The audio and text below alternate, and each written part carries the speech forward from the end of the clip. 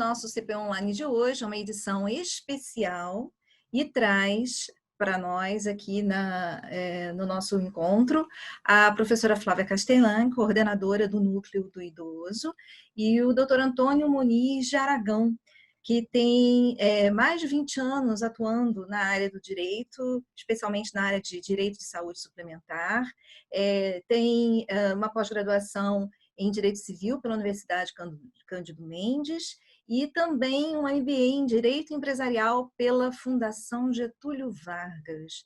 Eu já inicio essa nossa conversa e peço à professora Flávia Castelã, que coordena o Núcleo do Idoso, que já faça a primeira questão, que são algumas demandas, alguns questionamentos realizados pelos integrantes do Núcleo do Idoso, para que nós possamos iniciar o nosso CP Online de hoje.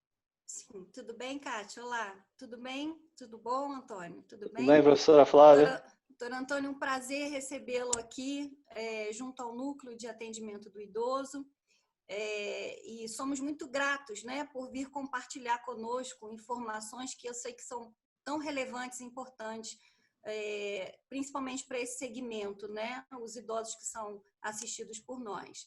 Eu queria passar para você uma questão que tem sido bastante recorrente no momento, que é a questão relativa ao reajuste. Você podia desenvolver para a gente essa questão? Como é que funciona o reajuste? Eles estão muito assustados, né? E principalmente nesse momento, né, em que estamos vivendo de pandemia, na possibilidade do plano já aumentar imediatamente, né? Como é que funciona essa questão, doutor Antônio? Obrigado, Flávia, professora Kátia, obrigado aí pelo convite. Sinto muito honrado, é um tema importantíssimo, né? Principalmente nessa época agora de pandemia, né? Parabéns aí pelo trabalho junto ao Núcleo aí do Idoso, né? Temas relevantes e importantes para esse segmento, né, da melhor idade, né? Que é tão importante aí. Bem, vamos lá. Iniciando esse tema, a gente precisa inicialmente compreender que os planos de saúde sempre tiveram um pouco uma legislação meio problemática, porque trata não só do direito do plano, né, um ramo empresarial, mas trata de vida, né? Então, a gente pode dividir os planos em 3 fases, né? Os planos antes da Lei 9656, de 98, que teve a sua vigência em 1º de janeiro de 1999. A gente pode dividir os planos pós essa Lei 9656 até o Estatuto do Idoso, né, que teve a sua vigência em janeiro de 2004. E a gente depois tem a terceira fase, que são os planos posteriores ao Estatuto do Idoso. Os planos posteriores ao Estatuto do Idoso não tem problema, porque eles já estão regulados de acordo com o que prevê o Estatuto do Idoso e a fiscalização da Agência Nacional de Saúde, né?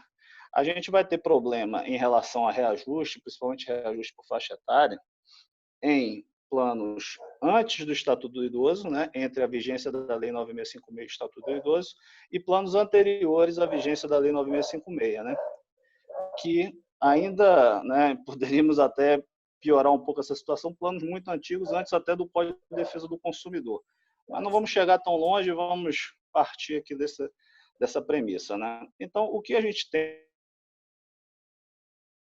válido de incerteza, né, ou uma certeza mais ou menos construída, é que o STJ, depois de vacilar, que é o Superior Tribunal de Justiça, né, depois da jurisprudência ir e vir, ela firmou uma tese dizendo que os reajustes por faixa etária, mesmo para os maiores de 60 anos, eles são válidos hoje, tá? Não fere o Estatuto do Idoso, desde que tenha previsão no contrato, né, esteja segundo as regras da Agência Nacional de Saúde e que o percentual não seja abusivo, né? Esse é um dos temas aí que o STJ construiu em relação a isso. Então, depois disso, né, eu acho que o que ficou aí em aberto, né, para ser discutido é o que é o percentual abusivo, né? Os planos muito antigos, a gente tinha 2 faixas etárias apenas. A gente tinha de 0 a 60 anos e de 60 anos em diante. São os planos, antigamente só tinham essas 2 faixas etárias. Então, quando chegava em 60 anos, a pessoa tinha uma dobra, né? Geralmente, os contratos previam vai ter um reajuste de 100%. E aí começou a surgir essa discussão do que seria, se seria isso abusivo ou não, essa dobra de 100%, de 50%. Sim. Na verdade, assim, nós não temos hoje um parâmetro, infelizmente, objetivo para dizer isso, né? Aí vai ter que ser uma eventual ação judicial, né? Discutindo isso, né? E aí, dentro de cada caso, 100% pode ser abusivo e 100% pode não ser abusivo. Pode não ser. Porque digamos que alguém que pague um plano um valor extremamente baixo, né? Fora do padrão de mercado hoje. Tem um reajuste, às vezes, de 100% e ainda assim ele não consegue atingir um valor que seria um plano hoje de mercado. De Então, a mercado. princípio, não seria 100% abusivo. Agora, já tem uma pessoa que paga um plano um valor elevado, né? Já nos moldes do que hoje seria um valor de mercado. E tem um reajuste de 100%, ele acaba se tornando abusivo porque o valor supera em muito, né, o valor que seria usual do mercado. Então, assim, hoje nós não temos um parâmetro objetivo, o STJ, que é o Superior Tribunal de Justiça, deu essa orientação, né, para os demais juízes e tribunais estaduais e eventualmente federais que venham discutir essa matéria. Mas a verdade é que não há um parâmetro objetivo, vai depender do caso concreto. Então. Sim, mas com relação aos contratos, como o senhor pontuou, de 2004 para cá, né, 2004 em diante, a gente pode dizer que a gente tem maior segurança em relação a essa questão, porque de 2004 para cá nós teríamos planos considerados planos novos, né? Esses planos estão submetidos às regras da Lei de Planos de Saúde, o senhor citou, a 9656 de 98, e aí, neste caso especificamente, então, os idosos, eles estariam mais, vamos dizer assim, tranquilos em relação a essa questão, porque aí os planos novos, a gente tem aí a questão do reajuste, não é isso? Se entende bem, doutor Antônio? Isso. O que acontece? A partir de 2004, com o Estatuto do Idoso, a Agência Nacional de Saúde reeditou a normativa dela, né, porque né, a gente tem que entender a legislação, não só a legislação federal, mas também as regras da ANS que incorporam essa legislação federal. Então, a agência editou medidas, né, no âmbito do seu poder regulamentar, né, e normativo, e baixou segmentações de que só pode ter reajuste até 59 anos. Né? O problema hoje que a gente vê é o seguinte, né? Limitou-se os reajustes de 18 a 59. Então, antigamente, a própria ANS permite uma variação de 600% entre a primeira faixa etária e a última. E agora não é mais permitido. Agora não existe mais possibilidade. Então, o que ele fez? Ele diluiu isso nas outras faixas etárias anteriores, para que o idoso não seja penalizado lá na frente. Quando você tem um plano entre a lei nova e o Estatuto do Idoso, você ainda vê pessoas com reajuste com 70 anos, às vezes até com 80, né? E valores até expressivos, de 35%, 50%.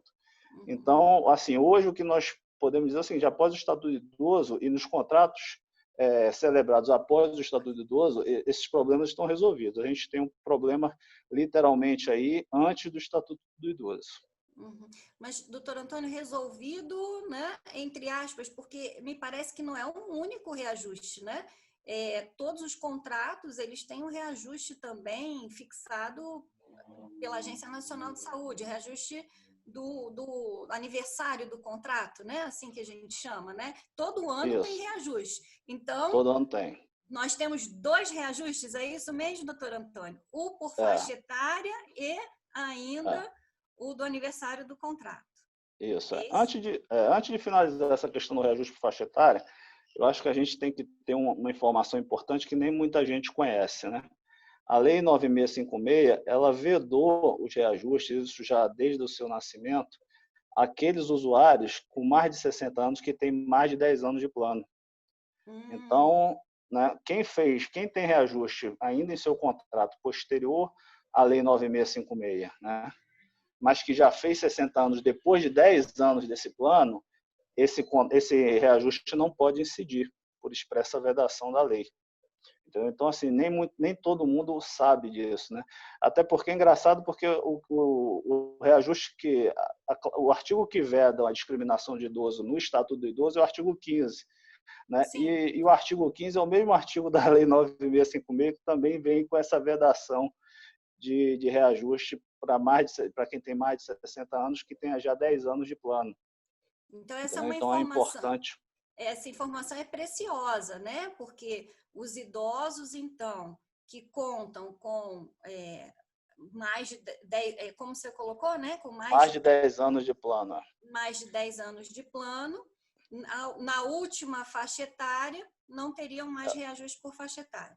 Ao completar 60 anos, não tem mais reajuste faixa etária. Pode ser que o contrato tenha reajuste de 60, 70, 80. Fez 60 anos, contou 10 anos de plano de 99 para cá, não tem mais reajuste posterior a 60 anos. Deixa eu fazer uma pergunta de leiga, né? Estou ouvindo isso tudo aqui. Se nesse cenário, né, alguma operadora, algum plano de saúde, né, não sei, acho que seja difícil, né? Porque eu acho que a intenção de nenhuma organização é se queimar e fazer algo fora da lei.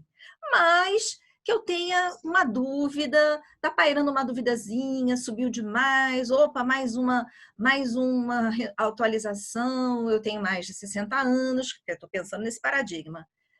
A quem eu recorro, quem eu posso consultar, se eu estou sendo indevidamente cobrada ou se está tudo nos conformes da lei, como dizem aí. Não.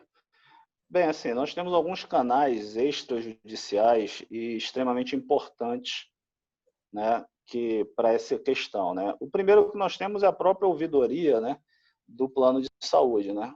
A ANS obriga que os planos de saúde tenham uma ouvidoria para receber a queixa dos seus usuários, né? Fez a queixa, né, não se sentiu ainda satisfeito com a resposta, né? Nós temos a própria Agência Nacional de Saúde.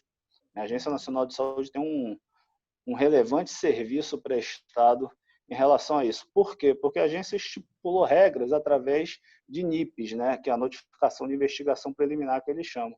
Essas NIPs, quando os planos têm muitas dessas NIPs, a ANS pode até suspender a comercialização desse plano.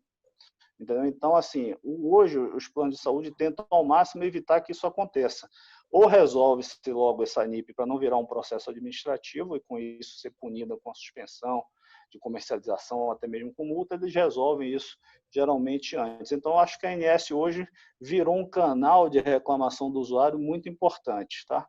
E fora isso, temos os PROCONs, né, estaduais, municipais, que também têm um papel importante nessa relação. Isso tudo, né, pré-judiciário, né, antes de ingressar com qualquer demanda judicial em relação a isso. Não que seja proibido ingressar, né, a gente não tem a vinculação de primeiro buscar a via administrativa para depois buscar a via judicial, mas entendo que é sempre bom a gente buscar um caminho alternativo do que superlotar, às vezes, o judiciário com questões que podem ser resolvidas fora desse campo, né? Agora, doutor Antônio, esgotou essa questão do reajuste por faixa etária, mas eu gostaria de saber como o consumidor, né, e essa é uma grande questão também do idoso, chegou o boleto, ele precisa verificar se o índice aplicado é o correto, né? Então, estou falando do reajuste do aniversário do plano. Isso, reajuste anual, né? Essa consulta ele vai realizar, quem que fixa esse índice, para ele saber se o índice está correto ou não, se é abusivo, com relação à questão do reajuste anual, como funciona? Bem, os planos de saúde hoje eles são divididos em planos de saúde individuais, né, e planos de saúde coletivos. E os coletivos são divididos, por sua vez, em empresariais e por adesão, né? Os planos individuais são aqueles, geralmente individuais, familiares, que você contrata diretamente com a operadora, sem a intermediação de uma outra empresa. Nos planos coletivos, há a intermediação de uma empresa, né? Que pode ser o seu empregador, né? O que firmou o contrato com o plano de saúde, para que esse plano de saúde preste saúde para os seus sócios e seus empregados, ou, né, o coletivo por adesão, que são através de associações, né? Então, você tem associações, né, de funcionários públicos, associações de professores, associações de advogados, que podem, né, quando formados dessa categoria profissional, podem firmar contratos com operadoras de plano de saúde para prestar esse tipo de serviço. O que a agência hoje regula é exclusivamente o reajuste individual. Tá? Então, Sim. hoje, somente os reajustes individuais é que a agência faz essa fixação do índice, né? E os planos coletivos, a agência deixa um pouco à margem a liberdade dos contratantes. Tá? Isso aí começou a surgir um pouco, talvez, aí uma certa celeuma jurídica, né? Uma discussão jurídica, porque a gente sabe que muitas empresas, às vezes, têm 10 pessoas, têm 20 pessoas, tem 30 pessoas que não têm o mesmo poder de negociação como tem empresas com 4.000, 5.000 funcionários vinculados aos planos. Né? Então, a agência mitigou um pouco essa regra, então planos até 30 beneficiários, né? Ela, na verdade, ela não interfere, ela não dita o reajuste, mas ela faz um pool, né, de várias empresas para que isso seja diluído, né? Porque às vezes a gente tem empresas com 10 funcionários que às vezes teve um home care ou teve uma internação mais cara e isso onerou demais aquele plano, né? E aí acabou que o reajuste ficou superior, né? E aí então a agência fez um pool, né, através dessas empresas para diluir esses riscos e aplicar um índice que seja a média desses contratos. O que a gente pode dizer assim, né, para o idoso, né, que muitas das vezes é imposto, né, um reajuste anual e um reajuste por faixa etária, é que naqueles planos em que ele é contratante, plano individual, o reajuste ele tem uma garantia maior, uma segurança maior, porque é aquele índice que a agência determina. Tá? E isso não pode ser diferente na operadora de plano de saúde. Mas quando esse usuário, esse idoso, ele está vinculado a um plano coletivo, o reajuste pode ser diferente daquilo que a agência estipula. Né? E aí ele vai ter que procurar a sua associação de classe, né, ou o seu empregador, né, para saber qual foi o tipo de negociação que foi feita e o valor que ali foi determinado como reajuste, porque nesse caso as operadoras costumam utilizar a sinistralidade do contrato. Então, às vezes, se o contrato teve um gasto excessivo, a operadora vai aplicar um reajuste um pouco mais expressivo em relação a isso. Uhum. Então, é importante, né, que o consumidor, né, o beneficiário de plano de saúde, ele fique atento à espécie de contrato, né? A que Isso, contrato ele correto. está aderindo, né? Se é Isso, um correto. contrato individual ou é um contrato coletivo, né? Coletivo. E porque nesse sentido a gente teria índice, como você disse, a segurança maior no contrato individual do que no contrato coletivo. Isso aí. Esse campo, né, essa temática de contratos de plano de saúde, né, questão, ela é um campo muito fértil, como o doutor Antônio afirmou, né, no início aqui da fala, que nós temos a questão de planos de saúde, tem várias resoluções também, não é isso, doutor Antônio? Né? Tem. Esse momento, por exemplo, é um momento em que várias resoluções estão sendo editadas, né, por conta da questão da pandemia, né? Então, mas com relação ao reajuste, é o que cabe por hora, né? O consumidor ficar atento que ele vai ter, sim, 2 reajustes, não é isso? O de faixa etária e o relativo ao aniversário do contrato do plano de saúde, mas que esses 2 reajustes, né, ele precisa entender a que espécie de plano ele participa, não é isso? Seria Isso aí. essa questão, né? Todo ano vai ter o reajuste anual. E o reajuste por faixa etária vai depender da cláusula do contrato dele, qual faixa etária ele vai estar inserido e o percentual, né, que está previsto nesse contrato e se está de acordo com as regras que a agência determina. Né? A agência tem um poder regulamentar aí extremamente amplo, né, em relação a isso e que acaba integrando a própria legislação federal. Então, assim, o idoso tem que tomar cuidado, porque ele pode ter um reajuste anual e pode ter também um outro reajuste por faixa etária dentro do mesmo ano, sem que isso signifique uma ilegalidade. É claro que pode haver a ilegalidade, uma eventual abusividade desse reajuste, tanto anual, né? A gente pode ter aí operadoras, né? Não é o que se deseja, né? O ordenamento jurídico, né, não presume a má-fé, muito pelo contrário, ele presume a boa-fé, mas pode ser que de forma de má-fé ou um erro sistêmico, que às vezes acontece, né, haja uma divergência de reajuste aí em que o consumidor, principalmente o idoso, deve estar atento a isso para questionar, né, nos órgãos, aí, como a professora Kátia mesmo me perguntou, né, seja na própria ouvidoria do plano, seja na ANS ou seja no PROCON. Doutora Flávia, posso fazer uma sugestão? Sim. O assunto ele é muito importante, as dúvidas são muitas, e acho que só um encontro é pouco para nós esclarecermos as questões. Se o doutor Antônio nos permite, nós encerramos esse nosso CP Online de hoje e já deixando, né, uma expectativa dos outros assuntos que estão na pauta que a professora Flávia tem. Quais são os outros assuntos que nós precisávamos abordar, doutora Flávia? Então, Antônio, eu gostaria de te convidar para que você possa esclarecer, aproveitando, né, essa fala do reajuste, as pessoas hoje, elas estão nesse momento de pandemia, né, os contratos estão sendo rescindidos, os contratos de trabalho, né? Verdade. E eu tenho situação no núcleo de filhos que têm seus pais como dependentes nesses contratos. E a maior preocupação e agora? Eu tenho como manter esse plano, eu não vou mais poder ter o plano, meu pai perde o plano, então essa é uma preocupação que tem sido recorrente, né? Claro. Tem outras questões também, a gente pode trabalhar com a questão do home care, que é uma outra questão extremamente importante, necessária, né? A gente precisa trabalhar, principalmente para o público aí idoso. Então, eu já agradeço a sua presença hoje no núcleo e já deixo o convite para que retorne, para que a gente possa, então, trazer essas respostas, essas orientações para o nosso público. Muito obrigada. Obrigado. Obrigada, Kátia. Doutor, então, Eu que doutora, agradeço. retorna, né? Retorna conosco no Não, eu agradeço e o convite já está aceito.